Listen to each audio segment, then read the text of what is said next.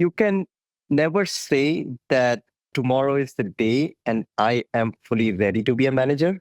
Just that a change in your designation doesn't make you ready. It takes a lot of time adjustment to get into that role. You have to have a different style of managing for each different individual. You cannot have one rule that fits all.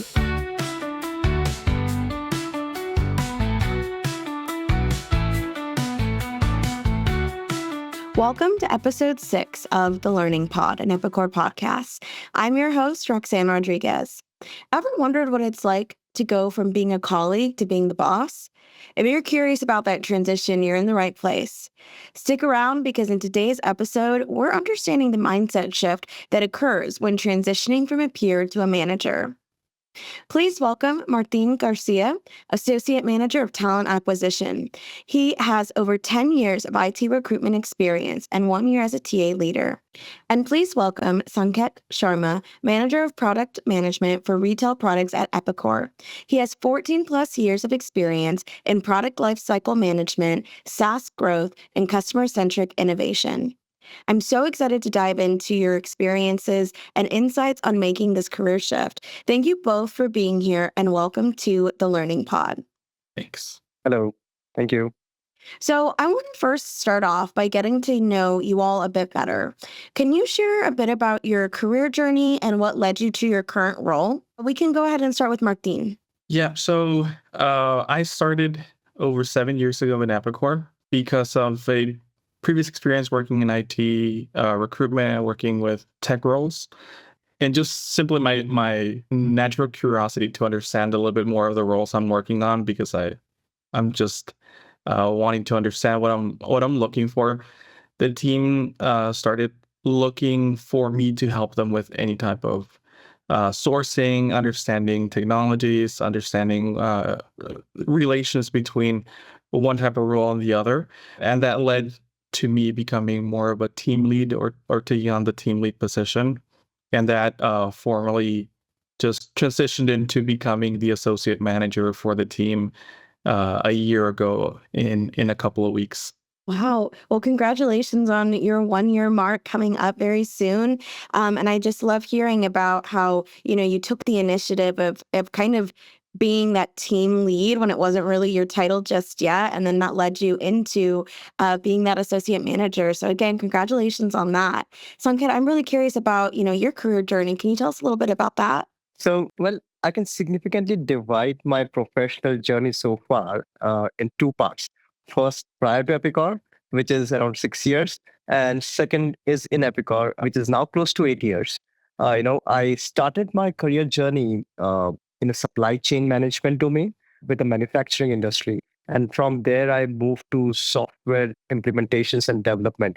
So in 2017, when I joined Epicor as a senior BA, my role was focusing more on the feature requirements of our upcoming build from ground cloud product for retail, which is named Propello. So this was the stage when the team was getting set up here in India, both geographically as well as cross-functionally. Slowly, the team size grew.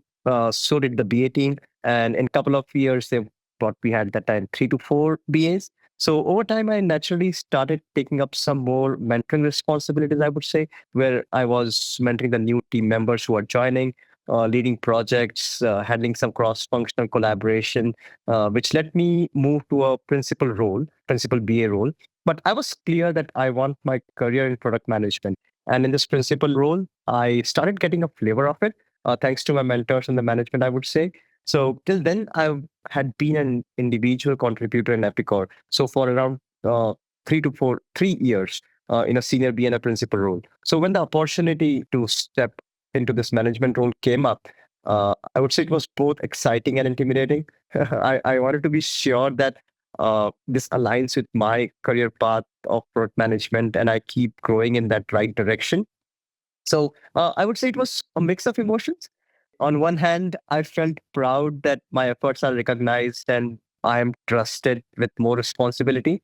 But on the other hand, I had doubts like, would I be a good manager? Would I be a good leader? My current peers respect my decisions, whatever I do in that new role. So, but yeah, I knew it was a shift. but I got myself ready to take on this new challenge and contribute at a different level. Special mention to the mentors and the family to push me there and always have my back. So I stepped into this role of manager product management in year 21. And since then, the journey has been great so far. Yeah. I really like how you shouted out to those mentors that really kind of like help shape you, give you the confidence to, progress in your career journey and your career path. And then you had this natural curiosity, similar to Martine, about wanting to help others, wanting to step up. And I feel like that characteristic of you two really got you to where you all are today. So thank you again so much for sharing a little bit about, your career paths and your experiences. As y'all transitioned from an individual contributor role into a manager role, what do you think was the most like surprising thing you learned about yourself when transitioning from peer to manager? I would say not surprising, but I think which I learned is first is it's not about having all the answers with you. It's about adapting and learning as well. One of the toughest part was shifting from being a peer to being a decision maker. Previously I was one of those team members sharing the same challenges and the same frustrations. So, but now I have to make decisions, set priorities, and sometimes even deliver tough feedback. It took time to adjust to that idea that I wasn't just responsible to my own success anymore. It was responsible for I was responsible for the success of the whole team. And also, one thing which I learned is when you move to being a manager of your former buddies or peers, you need to know what you can and most importantly, what you cannot share. Like, you will get some information, but you need to know where and how to set those boundaries. So I believe that that's something which I learned as I moved and grew in this role. Thank you for sharing. Yeah, resetting those boundaries and having a different relationship with peers that you might have gone out to lunch with or, done some other things like outside of work with. And it's like now having to readapt your mind to a whole different type of professional relationship. So thank you for sharing that. Martine, what about you? What was the most surprising thing you learned about yourself? And maybe even how did that realization change the way you approach your role? Well, the first thing I realized is just how apprehensive I am to my work. So, kind of letting go of those tasks that I had as an individual contributor before moving to a manager to do more manager stuff. So, just knowing that I know how to do things a certain way and that I think my way is the correct way is one of the things that I had to learn to let go. And instead of having the team adapt to my style, it was the other way around. I had to adapt my style of leadership to each member of the team because they're not going to be carbon copies of myself. They're going to be individual people with different ways of doing things, and it works for them. I just need to know how to manage that skill in particular. So it was just learning how to delegate. That was the biggest challenge. Once I learned how to do that, things became a lot easier. Still working on it. Still not there 100%, but it's probably one of the most surprising things that I maybe didn't want to see of myself being that apprehensive. I really like what you had said about having to learn how to delegate. And also, I appreciated how you said, this is still a skill that I'm developing. I think that going from an individual contributor into a manager role, managers being able to reflect, to be able to self reflect and say, this is still a skill that I'm trying to develop and getting to know your team members in a new way. So thank you so much for that. Sanket, were you going to add on to that? Yes, I mean, very interesting point that Martin brought out is like it's a relearning, I would say de-learning, that just my way is not the right way. There could be other right ways as well. And this is really interesting thing to unlearn and relearn that I could be best at one things, but there could be other better, or if not equally better, but there are other ways that other team members can contribute to. Each have their own strengths, and it's about how you contemplate each of the strengths with your own strengths and taking the team along. Thank you for that. I think that's a really great thing to bring up is sometimes we think that, here's the goal, here's where I'm starting.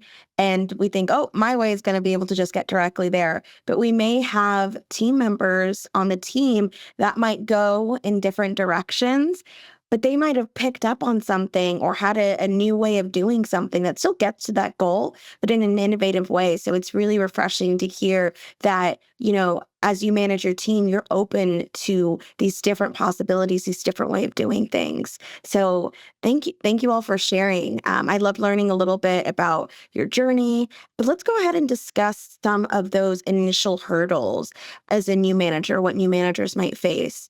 So, Martine, we can go ahead and start with you. What are some common misconceptions new managers might have about their role? There's a lot to learn. When you become a manager, it's something new. You don't immediately take the previous knowledge from your previous role into the manager position because it's a totally different set of skills.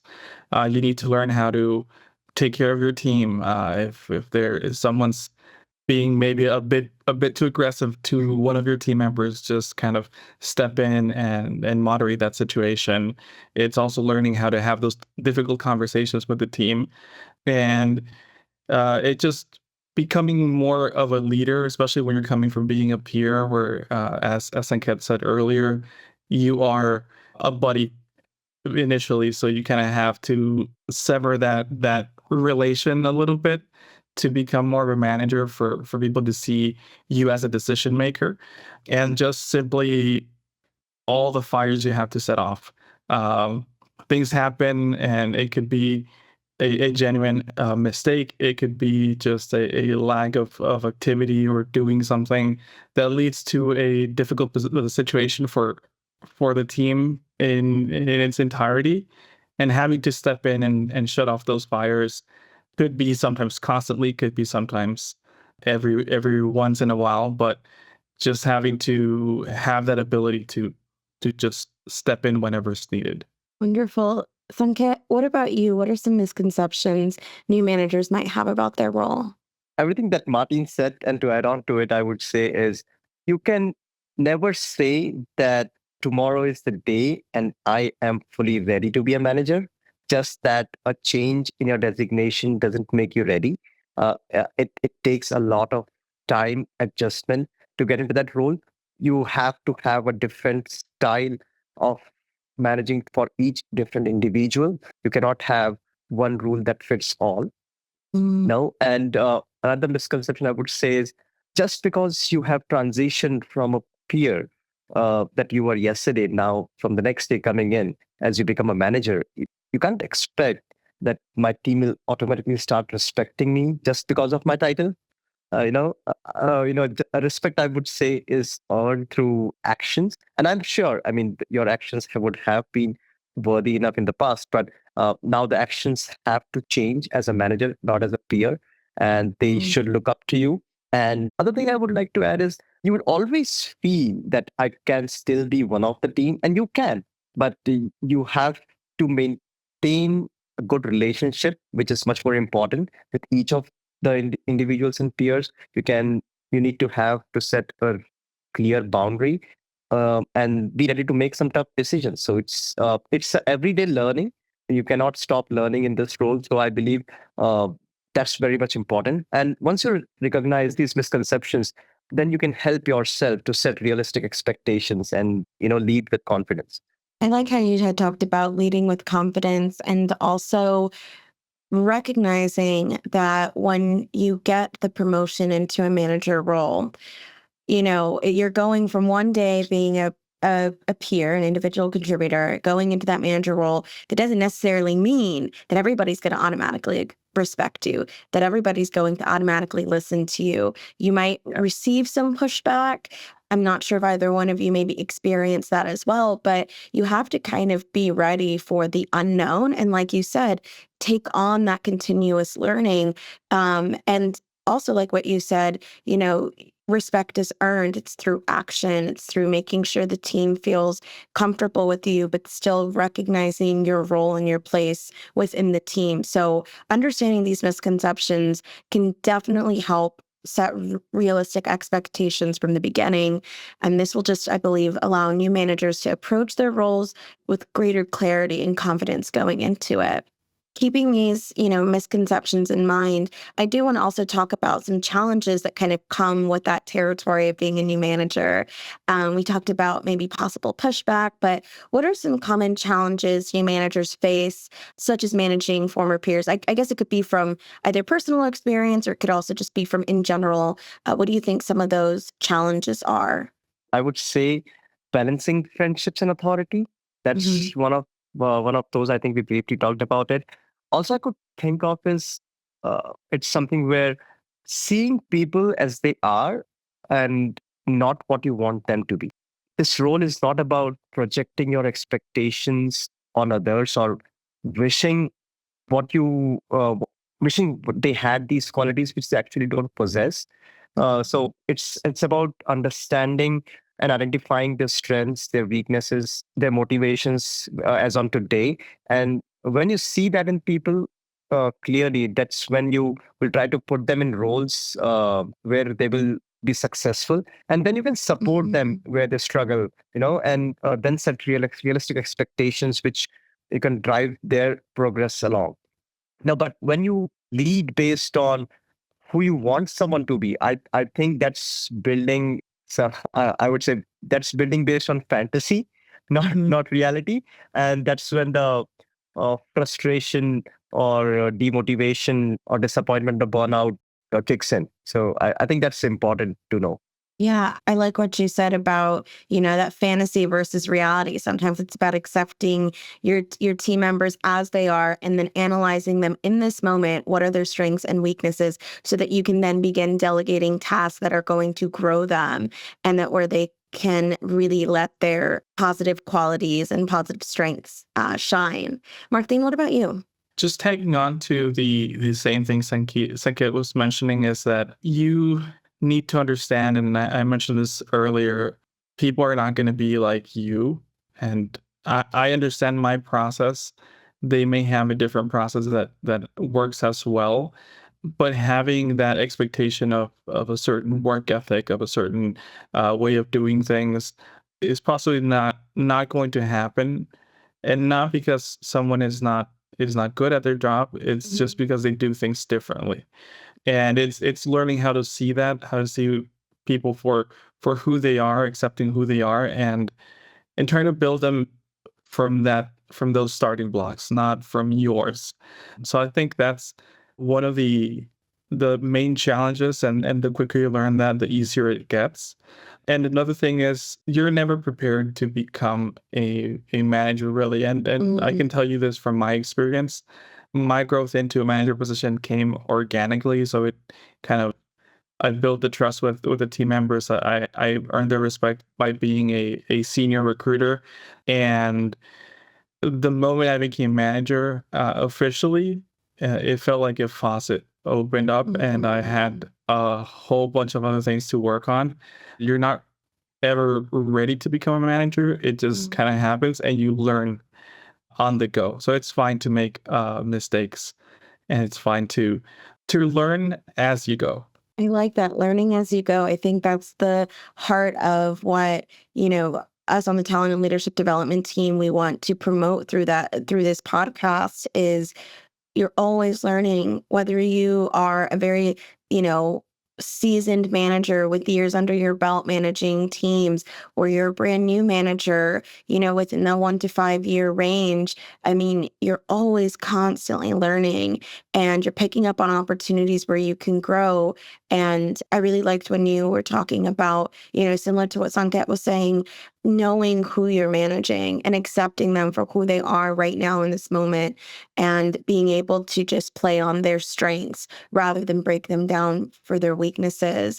So these challenges I'm sure are daunting, but knowing them up front can make a big difference. And I'm sure that there's someone right now listening who might be on the cusp of becoming a manager and they're really relating to what both of you all are sharing. So I really believe sharing your experiences are going to help others in similar situations, maybe even listening right now. So I'm going on to my next question. Managing a team can be very time consuming, leaving less time for your transactional work. So, how do you balance managing employees with completing your own tasks? And do you have any strategies that kind of help handle both effectively? From the HR perspective, I've tried to implement some sort of like a Scrum methodology, which doesn't work as well on human resources as it would in other teams. But it's just a good way to start your day to know what your team needs help on and kind of scheduling that within your day. So it's just a great way to start, just knowing delegating tasks, understanding what people are doing for their day or what they have planned for their day, knowing what they need help on, if they need you to, in my case, talk to a manager that hasn't given them feedback, if they need to maybe get a response for internal mobility with our HR team, or just kind of jumping in to help them out from a manager perspective, and then just scheduling that throughout my day so I don't have to immediately action on it. I just have that. I take my notes and I figure out how to put it in my day. That gives me time to do my stuff, know when I'm going to be helping the team, and it doesn't feel like interjections throughout the day where Mm, people are just kind of sending you a message. Can you help me with this? mm. Can you help me with that? It just becomes part of the day from the start. Exactly. It's like built into your schedule, whether that might be having those weekly one on one meetings with your team members so you can understand what they're working on and how that then fits into your schedule. So I really like how you hit on that time management skill. Sanket, what about you? Personally, it has not been easy, I would say. Balancing the managerial work and individual work is tough. And I would say what I try to do, I would not say it has always worked for me, or but I still keep trying. But one thing which I try is time blocking. Mm, I try to set aside a dedicated time for the management tasks like one-on-one meetings, team planning, some feedback sessions that we have, mm, and then separate time for my own individual tasks, because you need to have both of them getting done and delivered. And mm, second thing which I feel has worked, and I'm confident about, is no micromanagement. I trust my team, and when you trust them and empower them with taking the ownership of their own tasks, I think that builds confidence in them. That helps a lesser delays mhm, probably. And but as we move, we also do some progress checks at regular checkpoints. But I believe that really helps out in managing my time, where they can carry out their work. We meet on regular basis, identify what the progress is, if they are on the right track or not. If they need mentoring, we do that. But that allows me a time to get my work done as well. I like how I heard that you have to have a certain level of trust in your team members. Kind of like what we were talking about prior is like having that respect and trust for you now as a new manager that they have to have for you, but it's also a two-way street. It's vice versa. So thank you for sharing, how you can balance that is maybe a little bit less micromanaging and having the trust that your team members are going to accomplish what they're going to do. And you can monitor that through feedback sessions, through one-on-one meetings. So, balancing these responsibilities is crucial for effective management. So, thank you both for sharing, your strategies on that area. So, to wrap things up, I want to get a little bit more personal with each one of you. Can you share a memorable moment or significant lesson that you learned during your transition from a peer to a manager? Well, that's a good question, Roxanne. There have been many moments, I would say, some good, some happy, some not so happy, some tough. Mhm. But if I have to recall, one of the memorable moments was the first time where I have to give the difficult feedback to my former peer. I Mm. was nervous about how they would take it. And when you know someone personally, I mean, before being a manager, you have been a peer, you know them well, and then when we have to get to a conversation which is, we know it's not easy or it's not so happy for them. So, but I was nervous about how they would take it. But I believe I approached it with a little bit of transparency and Mhm. clarity with some facts, and showed a little bit of empathy. But instead of just pointing out what their mistakes were, proving them with data that, hey, this is what has been lacking. This is where we want you to grow and progress and improve. Ultimately, telling him, if you do this, this is how it's going to help you in your career journey. Mhm. Having this conversation, not just about the mistakes, but about Yeah. growth and how to get their deliverables done. So, or if you want to be a good manager, it's not about avoiding the hard conversations. It's about handling Yeah. it with fairness and clarity, and I would say without any bias. I love how that was your memorable moment because that's actually something maybe we didn't touch on a lot is like, how do you offer feedback to people who, Mhm. were your former peers? And so I love how you approach it with a growth mindset because then that'll help them be more receptive to hearing you out on what they need to grow in. Martine, what about you? What's your memorable moment? Mine is a little recent, and it might not have to do much with like the management side. It's just understanding how doing that kind of knowledge transfer of leaving your previous role behind, Mhm. and just delegating all those previous responsibilities to the team.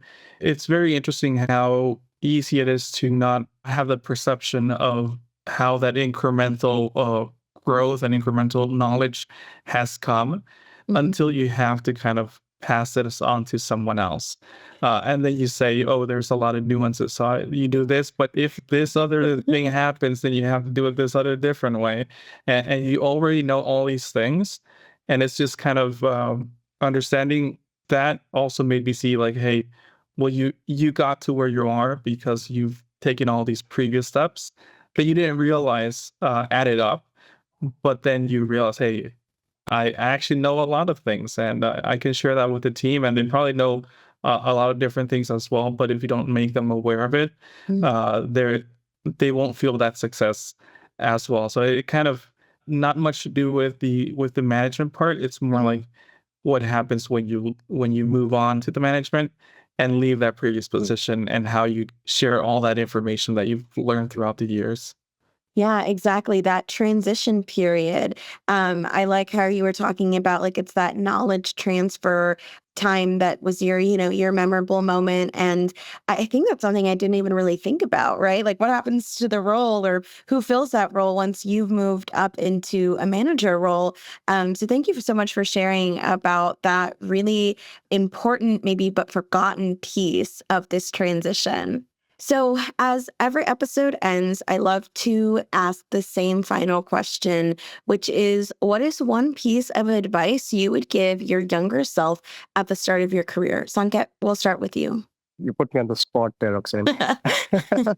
What would I tell my younger self? I think focus on building relationships as much as I would focus on building the skills. Mhm. That's something which I would tell my younger self, and try to implement it as well.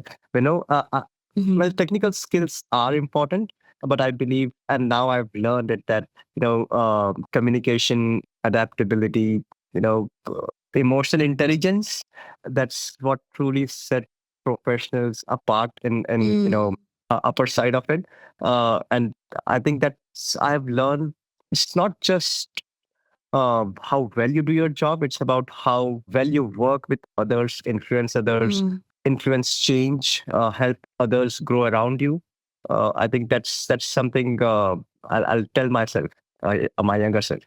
Thank you for sharing, Martin. For me, I think it would be more like very personally, don't be as anxious Mm. about that growth. It will come eventually. You need, as I mentioned earlier, you need to take a lot of steps to get there. So enjoy that. I remember at the beginning of my career in talent acquisition, I was kind of looking all over the place. Hey, do I really want to do this? Do I want to do something differently? Do my friends that are in kind of the same age gap, but they're doing these other things in their career and kind of looking elsewhere. It's just enjoy your path. Stop being as anxious. Things will come eventually. So just enjoy the little steps to get there. I love that. Thank you all for sharing what you would share with your younger self, building those relationships, building those skills, and just kind of like trusting the process, trusting the journey, and know that it's your journey that you're embarking on. So it's the right journey for you. As we wrap up, can you share any valuable resources over today's topic? I have a book. My VP, James Lafferty, told me the day that I got promoted to associate manager, and it's called From Bud to Boss, and that talks about that transition of what it's like to become the manager for people that were your peers before. But there's something very early in the book that kind of is a recurring theme that I really liked, and it also helped me initially in this new step to understand it's kind of, well, there are certain things that you can control that are things that you do and they're your individual tasks, and then there's your sphere of influence. So you cannot really make your team do things, but you can influence them into doing it, either through incentives, either through some sort of conversation, or sometimes in a little bit more abrupt things that you might need to do to influence them into doing things, as well as those relations that you build on the role. In my case, with other hiring managers, with their candidates, and with other HR teams, I can influence them. And then there's everything that you cannot control or influence, and you kind of have to let that go. So whatever's outside of your realm of possibilities, just forget about it and work around it. So that's one of the big lessons I have from that specific book. Thank you for sharing that book recommendation. I love hearing about understanding what you can control, what's out of your control, and where you can influence. Sanket, what about you? Any resources you'd like to share with our audience today? Well, this is an area I would say I'm trying to get some time back and invest on upscaling and reading. But I surely want to call out a book that I read and a person whom I really follow, Simon Sinek. You must have heard about him. So I read a long time back. I read his book, which is called Leaders Eat Last. And this has helped me change my perspective about management and leadership during that time. And I still remember. I would say it's a reminder that effective leadership is more than achieving results. It's about creating a culture of safety that allows people to work together, grow together, and progress together towards a common goal.